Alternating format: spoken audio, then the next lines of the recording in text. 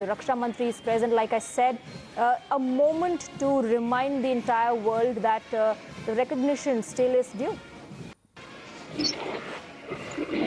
Well, Swati, in the past, Indian contingents have marched on Red Square. This is Red Square, which on the one side has Kremlin and Lenin's mausoleum is there, and next to that is the St. Basil's Cathedral. But the most important aspect of Red Square and what it has become famous for was for May Day parades. This year, the May Day parade is taking place in June for a variety of reasons. Indian contingents in the past that have gone have been normally army marching units, whether from the Marathas or Grenadiers in the past. But this is the first time that joint services marching contingent from India has gone there.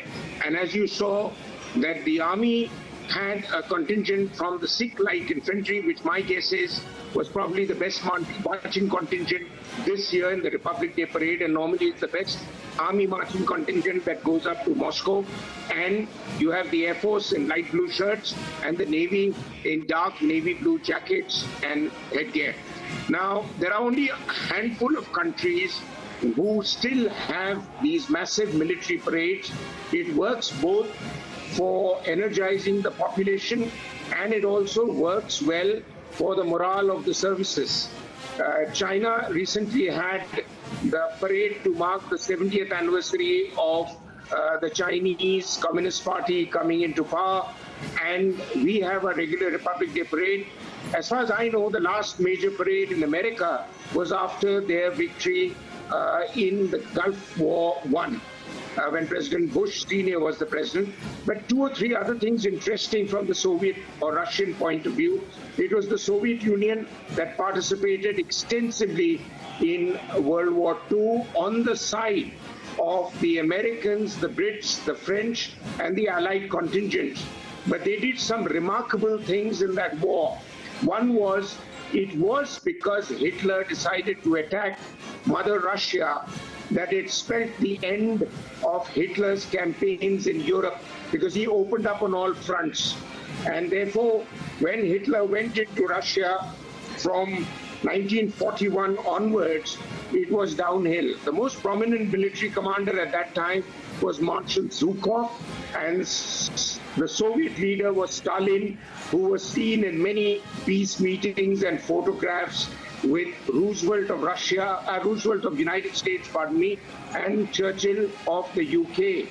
But the Soviets lost about 20 to 27 million people in all in that war, because these were very hard times, and the Germans had actually had massive success short of reaching Moscow.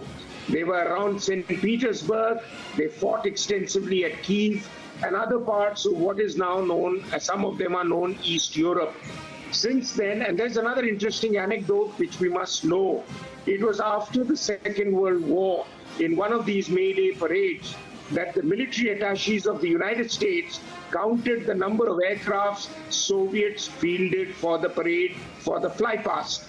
Now actually, there were only 30-odd aircrafts which went around again and again, but the total number counted by the American attaché was sent to Washington, and that is when America panicked that the Russians, now the Russians, then Soviet Union, had such a large air force, and this beefed up American spending on what came to be known as the Cold War. And as the Soviets were then part of the American alliance after the Second World War, the divisions over Berlin as a city was divided into two parts. One was Soviet controlled and one was US Western controlled. And the divisions over Berlin primarily led Churchill to make a remark that the Iron Wall had come about. There was no Iron Wall really physically. There was a cement wall in Berlin which divided the city in two halves. That's now been broken, and I've seen it physically myself. So that is all gone.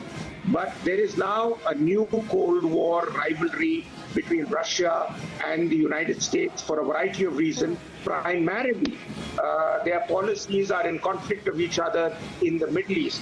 And most importantly for us, with Rajnath Singh there, we need to use this opportunity to get Russia to come out and very, very strongly support us in the standoff with the Chinese. The Chinese defense minister is also there for the parade.